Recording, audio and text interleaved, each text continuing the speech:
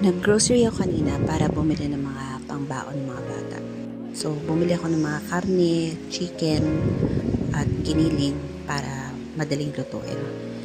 Itong shank na binili ko, pakukulaan ko na, ipe-pressure cooker ko para lumambot na. Tapos, kukuha-kuha na lang ako pag ipe-prepare na siya sa umaga. Ito yung Nutri-Cook ko, pressure cooker.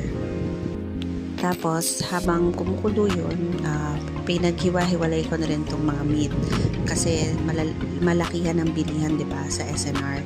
So, para every morning, kada kuha, isa-isang supot na lang. Merong tocino, tapos ito, ground beef. Pwedeng gawing burger patties or meatballs.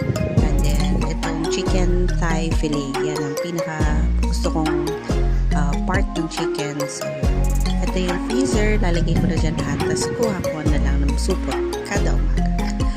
Chickpeas para sa kanilang sandwiches, ayan, mga snacks na binili ko din. So, konti lang sweets na binibili ko, mostly talaga lutong bahay ang kung pwede ang baunin nila.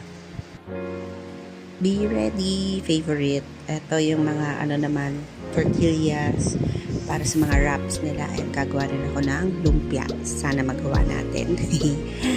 Ayan, ito na yung mga gulay. Sasama din sa mga wraps nila. And bala kong gumawa rin ng parang okoy, pang merienda. So, yun. Ito na ang best part. Favorite part nating mga nanay.